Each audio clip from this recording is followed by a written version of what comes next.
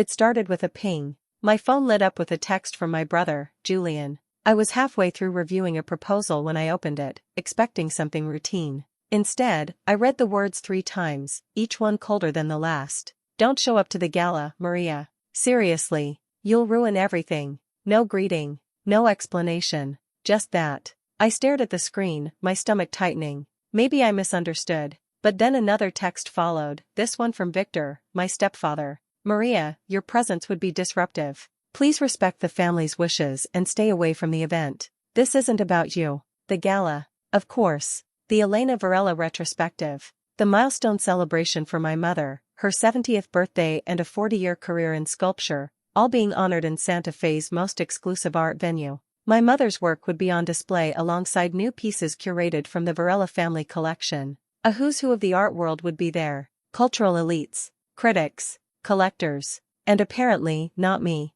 Not invited. No, worse. Banned. I set my phone down slowly. My pulse beat in my ears. I knew why they didn't want me there. I had walked away from the family empire 7 years ago. I didn't marry the right kind of man, didn't dress the right way, didn't speak the language of the wealthy patrons who fawned over my mother's moody marble torsos. Most of all, I refused to be what Victor wanted, the next Varela to inherit his throne of influence. Instead, I had built something on my own. Across my office wall hung 5 framed awards, each one bearing the name Maya V, my pseudonym. No one in my family had ever asked what I did after I left. No one had connected the dots between their black sheep and the digital archaeologist making waves in museum circles. Maya V, a name that, in the last 3 years, had shown up in the New York Times, Art Forum, and on the lips of curators in Paris and Tokyo. A woman who had pioneered immersive digital restoration of fragmented artifacts, whose work had revived lost civilizations in virtual reality.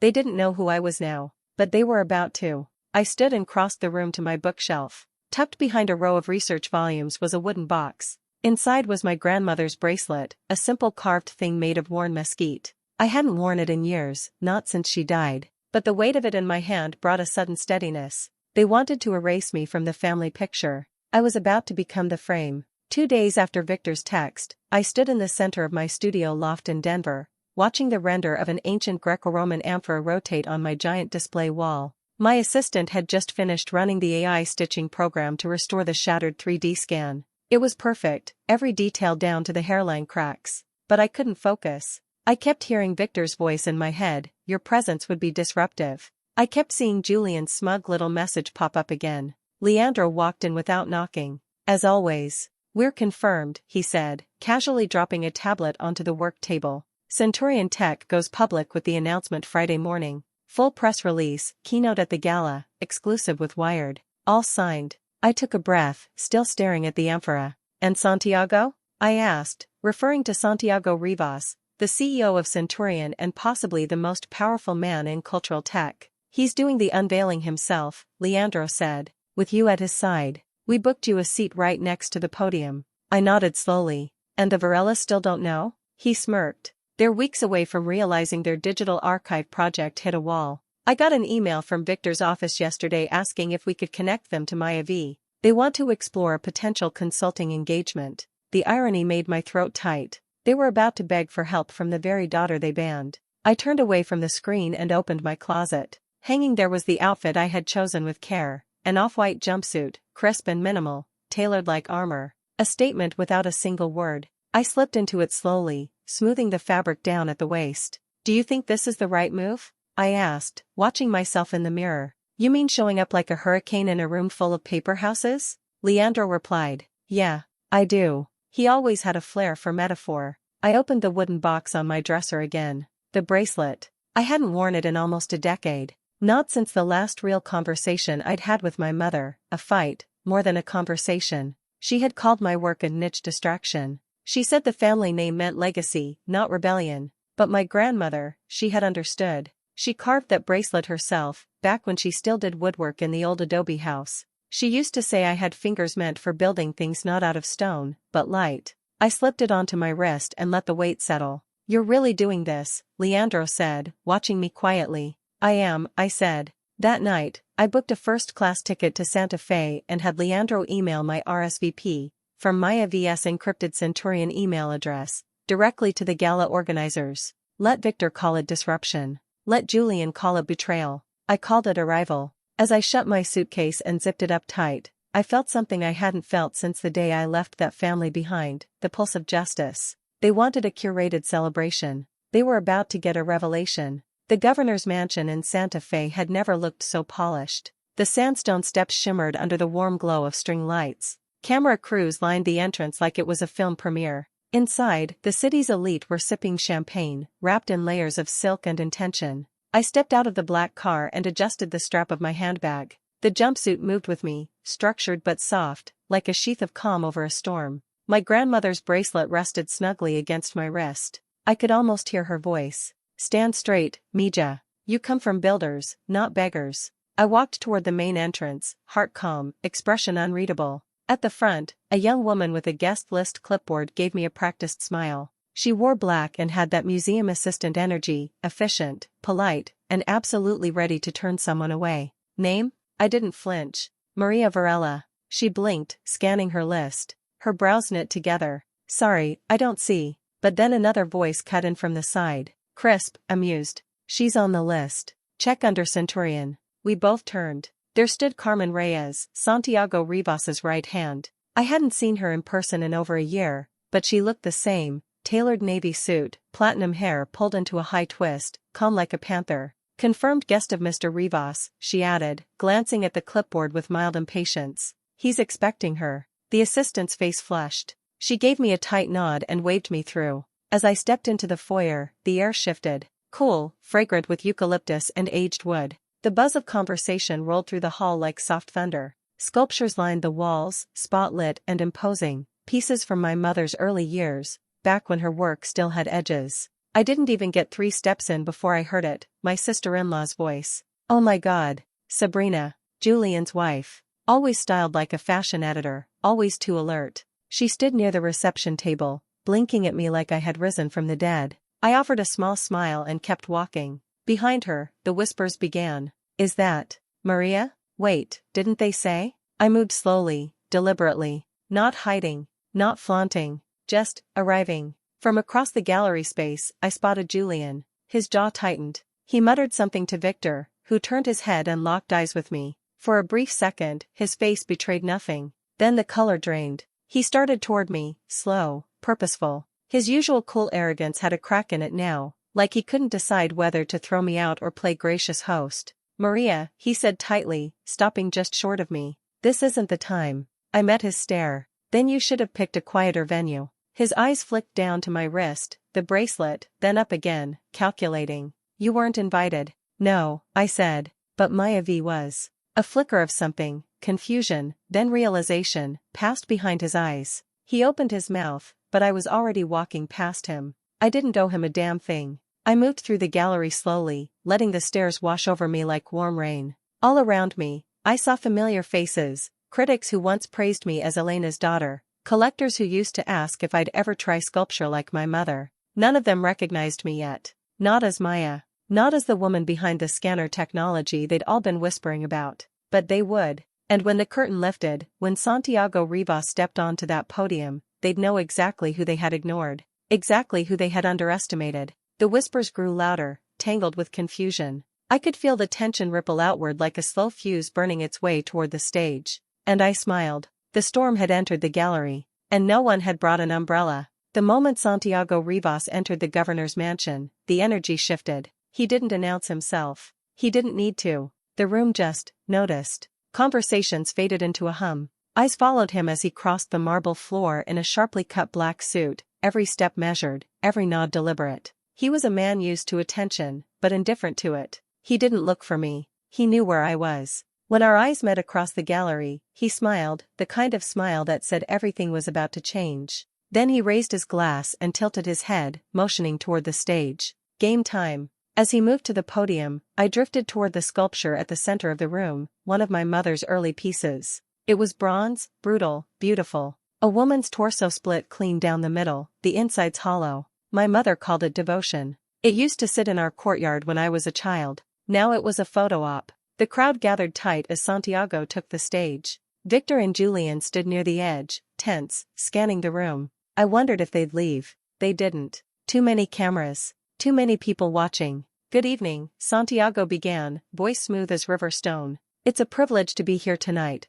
honoring one of the finest sculptors this country has ever produced, Elena Varela. Polite applause followed. I watched my mother in the front row, her expression calm, detached. She always hated compliments, even when they were true. But tonight, Santiago continued, is also about legacy. Not just what we preserve, but how we preserve it. At Centurion, we've partnered with some of the world's greatest minds in digital restoration. And tonight, I'm proud to introduce you to the person behind our most revolutionary project. He paused. Some of you may know her as Maya V. A hush swept the room. Every curator in the room straightened. Every collector leaned forward. And some of you, he said, his voice warming with subtle amusement, may know her by another name. The spotlight shifted. To me. For a full second, no one moved. Then whispers erupted like static across the gallery. Victor's face went slack. Julian took a half step forward, his mouth open, like he couldn't quite form the words. My mother didn't move. She just stared. Maria Varela, Santiago said, gesturing toward me, is Maya V. It hit like a seismic wave. I stepped forward, steady, calm, the bracelet catching the light. In the last 3 years, Santiago continued, Maria's work has restored ancient artifacts from more than 17 countries. She's developed technology that museums are lining up to license. And I'm proud to say, she has chosen Centurion Tech as her exclusive partner. A stunned silence fell. Then someone, I think one of the gallery directors, started clapping, hesitant at first. Then more joined in. Then all. Applause. For me. Julian looked like someone had slapped him. Victor's jaw twitched. I stood near the base of the stage, letting the moment hang. Not as an act of revenge. As a reminder. They had tried to write me out of the story. I had just taken the pen. The applause was still dying down when Santiago leaned back into the mic, the edge of a grin curling at his mouth. There's one more announcement tonight, he said, as though unveiling a new flavor of wine, not the end of a dynasty. Victor took a step forward from the wings of the crowd. I saw it in his eyes, that glint of panic, masked in practiced calm. He didn't know what was coming next, but he knew enough to be scared. Santiago turned slightly, gesturing for me to join him. I walked up beside him, the sound of my heels echoing like gunshots in the stunned gallery. My bracelet bumped lightly against the microphone stand as I adjusted it. Effective immediately, Santiago continued, Centurion Tech is acquiring a controlling stake in Varela Studios. A collective inhale sucked the air out of the room. The word acquiring hit the crowd like thunder. My family, Victor, Julian, even my mother, froze. This partnership, I said, my voice steady and clear, will bring Varela Studios into the 21st century. Our goal is to transform it into a national hub for tech-integrated preservation art. Think less dusty warehouse, more living laboratory. A ripple of quiet gasps spread across the room. I saw Julian lunge forward. What the hell is this? He hissed, loud enough for the front row to hear. You can't just take over. I tilted my head. I didn't take anything. You sold shares. Centurion bought them. Victor stepped forward now, pale but clinging to his old tricks. This is absurd, he snapped. This studio was built by the Varela name. I am the Varela name, I cut in, my voice sharp as broken glass. And unlike you, I've actually made something with it. The room fell completely silent again. I turned back to the audience. Varela Studios has been coasting on legacy for too long. Stagnant. Elitist. My mission is simple, open the doors, modernize the process, and make art preservation accessible, not privileged. Santiago stepped beside me, folding his arms. All contracts have been finalized, he added, nodding toward Carmen, who held a thick folder in her hands. Today's event is not just a tribute, it's a turning point. Julian's voice cracked through the silence. You're doing this for revenge. I looked him dead in the eye. No, I'm doing it because someone has to carry this legacy forward. And it sure as hell isn't going to be you.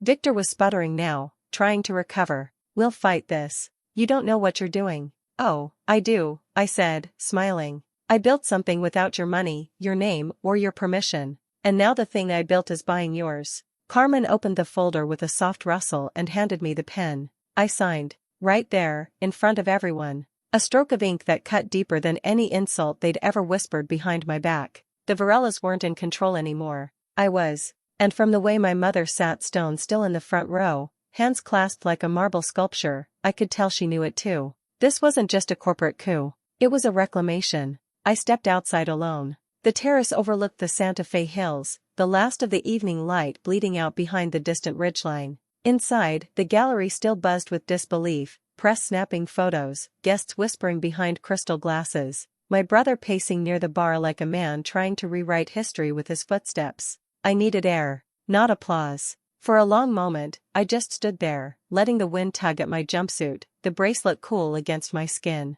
My hands were still, but my chest was full of noise. The takeover had gone exactly as planned. And still, something ached. Behind me, the glass door opened with a soft hiss. I didn't turn. Maria. Her voice was quieter than I remembered. Less sculpture, more clay. I turned slowly to see her, Elena Varela, the woman whose name had made headlines long before I could spell mine. Her shawl was draped over her shoulders, her silver hair tucked behind one ear, and for once, she wasn't holding court. She wasn't the centerpiece. She was just my mother. We stood in silence for a few seconds. I thought you'd left, she said finally, her voice steady, but her eyes uncertain. You thought wrong, I said. Seems like that's becoming a theme. She gave the smallest nod. So, it was you. Maya V. Yes. Another beat of silence. She stepped closer, resting her hands on the stone railing, eyes scanning the hills beyond like they might offer answers. When did I lose you? She asked. I swallowed the first 5 answers that came to mind. When you let Victor treat me like an employee, I said. When you told me my work was a fad. When you asked me to step aside so Julian could carry the name even though you knew he never wanted the weight, only the attention. Her face didn't change, but I saw her flinch in the set of her jaw. That night, I added, softer now. When I showed you my first digital restoration and you said it was interesting, but not art, that was when I left. The moment you looked at something I'd built, really built, and dismissed it like it was a hobby. I didn't understand it, she said quietly. You didn't want to. The wind picked up, tugging at the edge of her shawl. She didn't fix it. I always thought, she said, that legacy had to look like mine. Solid, stone, heavy enough to last. She turned to look at me, her expression open in a way I hadn't seen in years. But you made something I couldn't even imagine. For a moment, neither of us spoke. Do you regret it? I asked. Her eyes shone in the dim light. Every time I see your name on a museum wall and realize I don't know the woman behind it anymore, it landed heavier than I expected. I never wanted to erase the family, I said. Just the parts of it that erased me. She nodded, slowly, and then reached into her shawl pocket. I kept something, she said, pulling out a folded scrap of paper. It was yellowed, the edges softened with time. I opened it, one of my childhood sketches. A sculpture idea I'd drawn when I was maybe 12. An open torso filled with stars. I'd given it to her and called it the inside light. I kept this, she said, even after I pretended you weren't ready. My voice cracked. Why? Because I was wrong. And I knew it. A long silence settled between us. Finally, I said, I'm not asking for the studio back. Or an apology in front of the board. I know, she said. You've already taken your place. I'm just hoping you'll let me visit. I looked at her for a long time. Then I nodded. On one condition. She tilted her head. We rebuild on my terms. No more control. No more silence. My mother gave a quiet smile, the first real one I'd seen from her in years. Then I guess it's time I learned how to follow. She reached out, tentative. I took her hand. It was soft, still, like clay ready to be shaped. Not perfect, but real. And finally, ours. The next morning, I stood in front of the building I once ran from. The air was dry and clear, sunlight already stretching across the adobe walls of the old studio like it was claiming them for something new. I paused at the front steps, where a man in a paint-splattered cap was still on a ladder finishing the new nameplate. His brush paused when he noticed me watching. Almost done, he said. Looks good, right? I stepped closer. The metal letters gleamed in the morning light. Varela Maya Conservatory. Simple, balanced. Both names equal in size, joined by a hyphen that felt less like a slash and more like a bridge. I nodded. Looks better than good. Inside, the air was different. Gone were the heavy velvet curtains and dusty archives. The floors had been sanded, polished, and warmed with natural light pouring in through newly widened skylights. Instead of roped-off sculpture displays, there were interactive panels and modular display walls, some holding VR headsets, others lined with rotating historical fragments currently undergoing restoration. It wasn't a museum anymore. It was alive. I walked past the open-plan workstation, where 3 interns were already immersed in a 3D scan of a fractured Mayan urn. They didn't look up, and I loved that. They weren't here to impress anyone. They were here to work, to learn, to build. Leandro spotted me from the mezzanine. He raised his coffee in greeting. It's official, he called down. We've got a wait list of 10 museums wanting in on the training residency. First international student arrives next month. I smiled. How's the tech integration room? Running smooth. Santiago's team upgraded the server cores overnight. We're faster than NASA, apparently. Perfect, I said, taking it all in. This place didn't just belong to the Varela name anymore. It belonged to every person who had been shut out of elitist galleries, who thought history was only for the few who could afford to protect it. Now, it belonged to anyone willing to get their hands dirty for something bigger than themselves. On the table in the center of the atrium sat a wrapped package. No note, just twine and soft brown paper. I opened it carefully. Inside was a journal, my grandmother's. The leather cover was cracked with time, and the inside pages were filled with sketches, tools, angles, ideas for things that never made it past paper. But there were notes, too. Her handwriting, the kind that leaned right and dipped low on the Y's, scattered between diagrams. She builds with light. That's her medium. Not stone, not wood. Light. And light needs space, not permission. I ran my hand over the page and closed the journal, heart tight in my chest. I looked up and saw my reflection in the wide glass display case. Not just mine, the whole studio behind me. Alive. Moving. Becoming. I didn't break the mold. I just built my own. And I filled it with light. As the sun poured in through the skylights above, I turned back toward the workbench. There was still so much left to make. And this time I wasn't doing it in the shadows.